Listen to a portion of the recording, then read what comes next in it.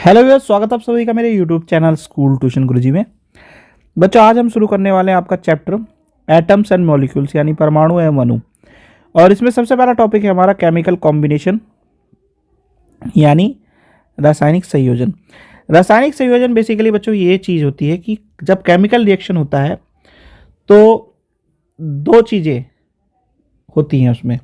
पहली चीज़ होती है आपका क्या, जो आपका केमिकल यूज हो रहा है, यानी कि आपका क्या, पहली चीज होती है आपकी रिएक्टेंट, जो कि आपकी यूज हो रही है किसमें, रिएक्शन में यूज होने वाली चीज। दूसरी चीज होती है आपकी जो बनती है वो होती है प्रोडक्ट यानी उत्पाद जिसे बोल देते हैं हम। ठीक है, यानी केमिकल रिएक्शन में क्या होता है, केमिकल रिएक्शन में कंबाइन होता है एलिमेंट और ये कंबाइन होकर के क्या करते हैं, प्रोडक्ट बनाते हैं या उत्पाद बनाते हैं। अब इसको हम जो है कुछ बेसिक नियमों के द्वारा समझ सकते हैं, जिसे हम कहते हैं लॉ ऑफ केमिकल कॉम्बिनेशन यानी रासायनिक संयोजन के नियम। अब रासायनिक संयोजन के नियम की जब हम बात करते हैं तो दो तरह के नियम है। पहला होता है law of conservation of mass यानी द्रव्यमान संरक्षण का नियम। दूसरा होता है आपका लॉ ऑफ कांस्टेंट प्रोपोर्शन यानी स्थिर अनुपात का नियम। सबसे पहले आप बात कर लेते हैं law of conservation of mass की। जब law of conservation of mass की बात करते हैं तो ये क्या कहता है, यानी द्रव्यमान संरक्षण ऑफ के नियम की जब बात करते हैं तो ये क्या कहता है, मास can neither be created nor be destroyed during a chemical reaction. यानी रासायनिक अभिक्रिया में द्रव्यमान का निर्माण या सृजन अथवा विनाश संभव नहीं है। इसे समझने के लिए क्या करना पड़ेगा, छोटी सी चीज को समझना पड़ेगा।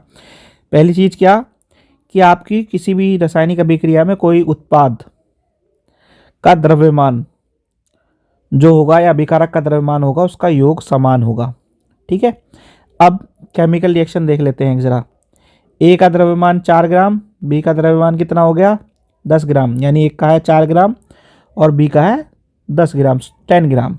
ठीक है, अब इनका टोटल द्रव्यमान कितना हो गया 14 ग्राम। ठीक है, 10 और 4 14। और इनसे क्या बना, इनसे बना दो चीजें सी और डी। एक का द्रव्यमान कितना हो गया 2.5 ग्राम और दूसरे का हो गया 11.5 ग्राम। इन दोनों का जोड़ भी क्या आएगा 14 gram. So we can say that mass of reactant is equal to 14 gram and the mass of product is 14 gram. यानी अभिकारकों और जो उत्पादक है उसका द्रव्यमान कितना हो गया 14 ग्राम हो गया। ठीक है, ये तो ये कहता है कौन सा आपका, ये कहता है आपका law of conservation of mass. ठीक है, अब इसमें क्या है, इसमें एक चीज और देखने को मिलेगी बच्चों। क्या देखने को मिलेगी कि हमें यह ध्यान रखना है कि जो दोनों चीजें हैं वो समान होगी। ठीक है, फिर बात कर लेते हैं बच्चों लॉ ऑफ कांस्टेंट प्रोपोर्शन यानी स्थिर अनुपात का नियम। अब in a chemical substance compound the elements are always present in a definite proportion. यानी किसी भी रासायनिक अभिक्रिया में बने यौगिकों में तत्व हमेशा एक निश्चित द्रव्यमान के अनुपात में विद्यमान होते हैं। अब इसे कैसे समझ सकते हैं बच्चों, इसे समझने के लिए बेसिक चीज जो समझनी है वो क्या है कि the element which form A compound will always react in same proportion of masses of its origin और मेथड ऑफ फॉर्मेशन। यानी यौगिकों का निर्माण करने वाले तत्व क्या होंगे, सदैव किसी अनुपात में अभिक्रिया करेंगे जो कि यौगिक के साथ बने हुए हैं। दूसरी चीज क्या देखने को मिलेगी बच्चों में कि compound is always form from the same elements everywhere. यानी एक रासायनिक पदार्थ यौगिकों से बनने वाले तत्व सदैव अपने द्रव्यमानों के निश्चित या स्थिर अनुपात में होंगे।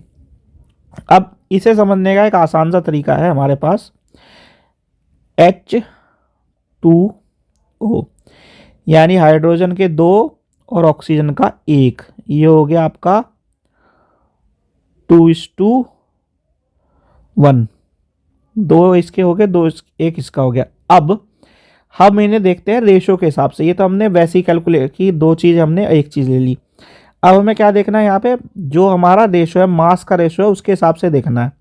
उसके हिसाब से जब हम देखेंगे तो हाइड्रोजन का कितना होता है बच्चों 1 और ऑक्सीजन का होता है 8, तो हमारा रेशो क्या होगा, ये होगा 1:8।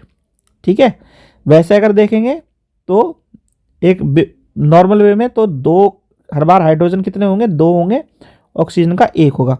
और लॉ के हिसाब से देखेंगे कांस्टेंट प्रोपोर्शन लॉ के हिसाब से तो हमारा क्या होगा 1 ग्राम हमारे पास ये होगा और 8 ग्राम ये होगा। ठीक है, अब 8 ग्राम ऑक्सीजन होगी और ये क्या करेंगे 9 ग्राम वाटर को प्रोड्यूस करेंगे। ठीक है, अब 2 ग्राम हाइड्रोजन होगी तो 16 ग्राम के, इस तरीके से आपको देखने को मिलेगा बच्चों। सिमिलरली आपको देखने को क्या मिलेगा, NH3 की अगर बात कर लेते हैं।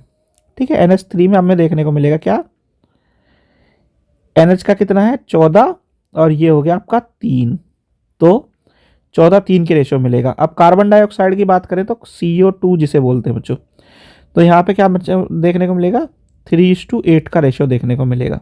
ठीक है, तो इस तरीके से आपको ये चीज़ें देखने को मिलेंगी। चलिए आगे बढ़ते हैं। अब बात आती है कि एटम्स और मॉलिक्यूल्स को बेसिकली समझें तो हम कैसे समझें। तो इसे समझने के लिए सिंपल वे है कि जो पार्टिकल्स होते हैं, हम क्या कहते हैं, कोई भी चीज़ बनी होती है पार्टिकल से, और पार्टिकल्स को क्या कह देते हैं हम, मॉलिक्यूल कह देते हैं। अब मॉलिक्यूल को भी जब फर्दर डिवाइड करते हैं तो हमें मिलते हैं एटम्स।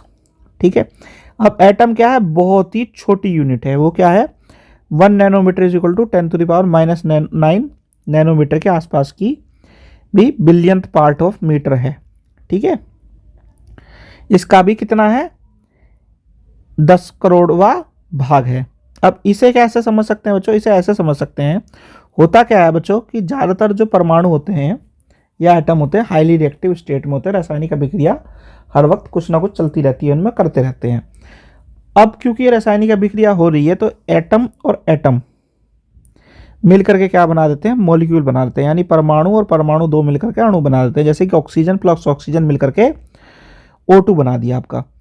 अब इनका जो साइज होगा वो अलग अलग होगा। जैसे कि अगर हम हाइड्रोजन की बात करें तो ये हो गया 10⁻⁻10 मीटर। वाटर मॉलिक्यूल्स की बात कर लें अगर 10⁻⁹ मीटर।